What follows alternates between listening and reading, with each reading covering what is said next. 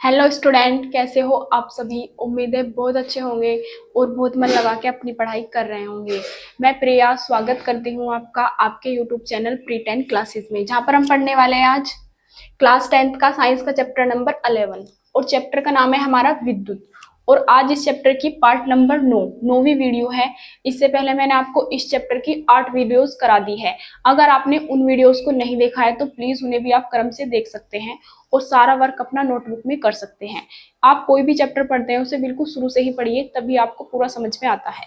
तो आज हम क्या जानेंगे, विद्युत धारा का उसमें प्रभाव। मतलब जो विद्युत धारा होती है, करंट, आपने देखा होगा किसी किसी उपकरण में जैसे करंट बहता है बहुत देर तक चल जाता है तो वो गर्म हो जाता है, तो उसी को क्या बोलते हैं, विद्युत धारा का उसमें प्रभाव या फिर विद्युत धारा का तापीय प्रभाव। जो उसमें गर्मी उत्पन्न हो जाती है उसे ही बोलते हैं विद्युत धारा का उसमें प्रभाव। तो ये होता क्या है, जैसे कि आपने देखा होगा कुछ समय के लिए आपने हीटर चलाया 1 घंटे 2 घंटे, तो उसे चलाने के बाद क्या होता है, वो कुछ समय बाद गर्म हो जाता है। तो इसी को क्या कहते हैं, विद्युत धारा का उसमें प्रभाव। तो इसमें हम लिख लेते हैं परिभाषा में इसकी, विद्युत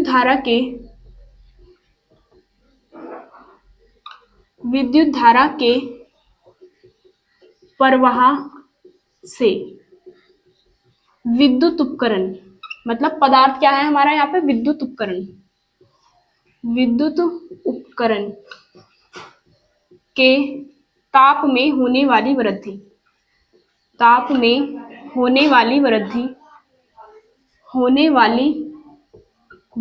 को ही, जो उसमें उसके ताप में क्या होती है, वृद्धि, होने वाली वृद्धि को ही विद्युत धारा, मतलब विद्युत धारा का उसमें प्रभाव या फिर तापीय प्रभाव कहते हैं।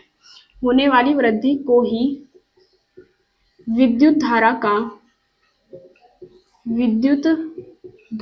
का ऊष्मीय या फिर तापीय प्रभाव कहते हैं।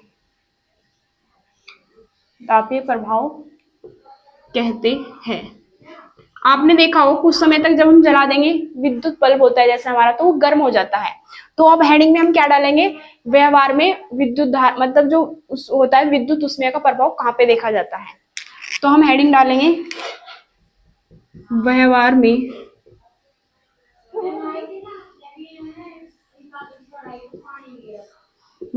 में विद्युत धारा का उसमें प्रभाव, विद्युत धारा का ऊष्मीय प्रभाव कहाँ पे देखा जाता है। व्यवहार में विद्युत धारा का उसमें प्रभाव हमने कहाँ पे देखा है, एक तो हमने देखा है विद्युत बल्ब में। किसमें देखा है, विद्युत बल्ब में देखा है, बल्ब। और क्या गर्म हो जाता है, हमारी विद्युत इस्त्री। आपने प्रेस देखी होगी, प्रेस करते हैं तो जब उसे गर्म करते हैं, मतलब उसे गर्म होने के बाद ही तो प्रेस करते हैं, जब उसे हम बिजली से जोड़ देते हैं, जैसे इसमें विद्युत धारा बहती है तो वो गर्म हो जाती है। तो दूसरा हम क्या लिख सकते हैं, विद्युत इस्त्री,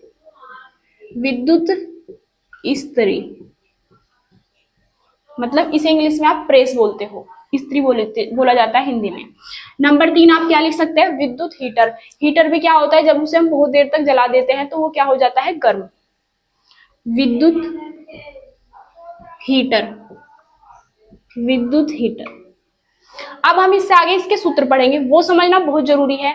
उसमें बहुत ज्यादा दिक्कत होती है बच्चों को, इसमें पूरी वीडियोस को देखना। पहले आप इसका स्क्रीनशॉट लेके नोट कर सकते हैं। अब हम आगे देखते हैं, चालक में व्यय विद्युत ऊर्जा की गणना। जो हमारी विद्युत ऊर्जा व्यय होती है उसकी गणना किस तरीके से करते हैं। तो पहले तो हम इसकी परिभाषा लिखेंगे कि विद्युत ऊर्जा हमारी होती क्या है। तो जैसे कि कोई चालक है, हमने उसमें क्या प्रवाहित किया, आवेश। तो आवेश प्रवाह से जो उसमें ऊर्जा व्यय होती है, मतलब खर्च होती है, वही क्या होती है हमारी, वही होती है विद्युत ऊर्जा। तो इसमें हम लिखेंगे किसी चालक में विद्युत आवेश के प्रवाह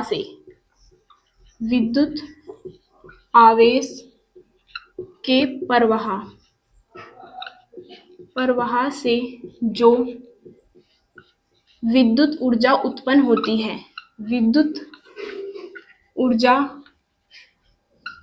होती है या व्यय होती है, खर्च होती है लिखना, विद्युत ऊर्जा वह होती है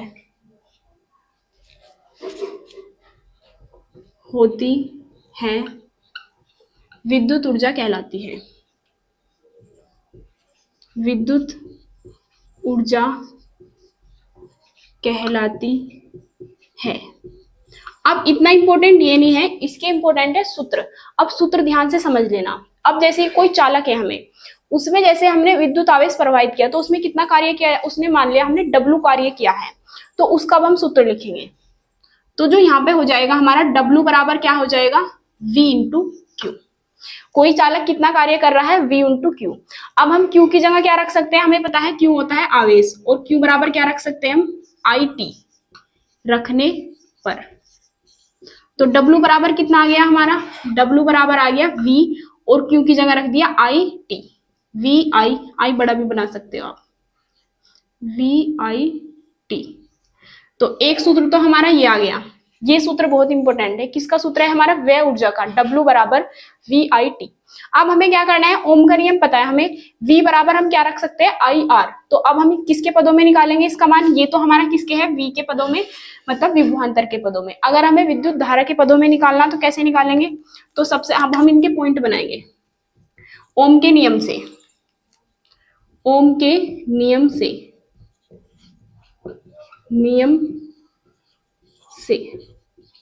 V बराबर क्या होता है, IR रखने पर। कहाँ रखेंगे, ऊपर सूत्र में। तो W बराबर कितना आ जाएगा हमारा, V की जगह हमने क्या रख दिया, IR, और ये I पहले से ही है और T भी पहले से ही है। तो W बराबर हमारा कितना आ जाएगा, एक I ये रहा I स्क्वायर RT। एक सूत्र हमारा ये आ चुका। अब हमें क्या करना है, W का एक सूत्र ये है, एक सूत्र ये है। अब हम बदल देंगे I को। किसको बदल देंगे, I को, ओम के नियम से ही। अब हम लिख सकते हैं, चूंकि V बराबर IR से हम क्या लिख सकते हैं, I बराबर V बटे R रखने पर। V बटे R रखेंगे तो सूत्र क्या होगा, W बराबर I की जगह हमें क्या रखना है, V बटे R, तो V बटे R। इसका स्क्वायर था तो स्क्वायर हो गया, RT जूका तू, R भी जूका तू, T भी जूका तू। तो W बराबर कितना आ गया हमारा, V स्क्वायर, और यहाँ पे भी R स्क्वायर RT। एक R से एक R कट गया, तो W बराबर हमारा कितना आ गया, V square T upon R। इसे भी हम डब्बे में पैक कर देंगे। हमारे 3 सूत्र हो चुके हैं, एक सूत्र ये हो गया, एक सूत्र ये हो गया, और एक सूत्र ये हो गया। उम्मीद है यहाँ तक आपको समझ आ गया होगा। अब आप इसका स्क्रीनशॉट लेके नोट कर सकते हैं। और ये तीनों सूत्र आपको याद होने चाहिए, W बराबर VIT, W बराबर I स्क्वायर RT, और W बराबर V square T upon R। आप पहले से नोट कर लीजिए, फिर हम आगे कंटिन्यू करते हैं।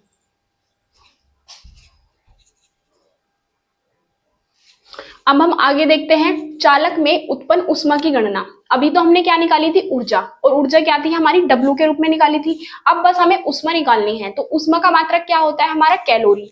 तो बस हमें इसे मतलब उसमें बदलना है। 1 कैलोरी बराबर होता है 4.2 जूल। तो जो कार्य है हमारा, इनका मात्रक तो क्या है, जूल। अगर इन्हें हमें कैलोरी में बदलना है तो हम 4.2 से इसे भाग करेंगे।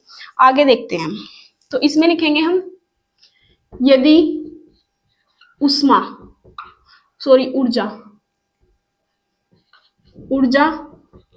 ऊष्मा में हो, किस में हो, ऊष्मा में हो, तो आपको याद रखना है 1 कैलोरी बराबर क्या होता है, 1 कैलोरी बराबर 4.2 जूल। 1 कैलोरी बराबर क्या होता है, 4.2 जूल। अगर हमें जूल को किस में बदलना हो, कैलोरी में, तो कैसे बदलेंगे, इसे हम इधर लिख देंगे। 4.2 जूल बराबर क्या होती है, 1 कैलोरी। 1 कैलोरी होती है, तो 1 जूल बराबर क्या होगा, 1 जूल बराबर, ये चला जाएगा इसके बटे में, 1 बटे 4.2 कैलोरी। आपको सूत्र कौन सा याद रखना है, आपको ये सूत्र याद रखना है, 1 कैलोरी बराबर होता है 4.2 जूल, या फिर 1 जूल बराबर होता है 1 बटे 4.2 कैलोरी। अब हमें क्या करना है, सूत्र में बदलना है। जैसे कि हमें क्या निकालनी है, ऊष्मा, तो ऊष्मा क्या होती है हमारी H। तो जो कार्य होता है ना किसी परिपथ में, वही हमारा किसके रूप में बदल जाता है, ऊष्मा के। तो हम लिखेंगे यदि चालक का प्रतिरोध, प्रतिरोध क्या है हमारा R, विद्युत धारा क्या है I, विद्युत धारा I, तथा I हो तब T समय में उत्पन्न ऊष्मा,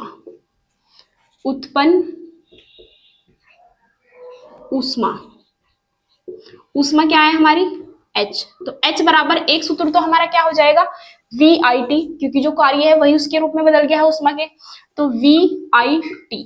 लेकिन ये आया किस में है, ये आया है जूल में। किस में आया है, जूल में। इसी तरीके से H बराबर दूसरा क्या सूत्र हो जाएगा I2RT, I2RT, ये भी किस में आया हमारा जूल में।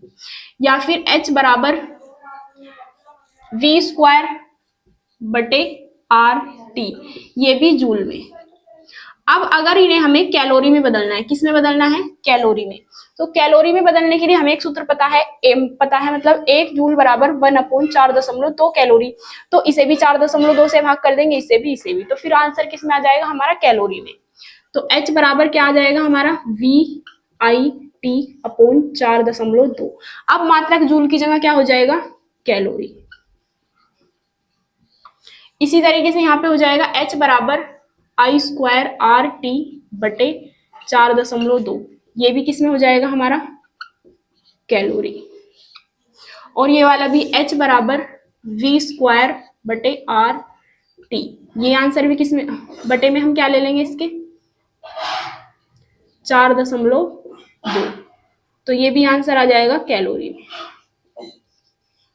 तो इन्हें आप डब्बों में पैक कर सकते हैं और याद कर सकते हैं। कैलोरी में ये सूत्र होते हैं और जूल में ये, और एक ये हो गया। उम्मीद है आपको समझ आ गया होगा। अब आप इसका स्क्रीनशॉट लेके नोट कर सकते हैं। और आप अगर हमारे चैनल पर नए आए हैं तो चैनल को सब्सक्राइब जरूर कर लीजिए और वीडियो को लाइक करना ना भूलें। मिलते हैं अगली वीडियो में, तब तक के लिए टाटा बाय बाय। अब आप इसे नोट कर सकते हैं।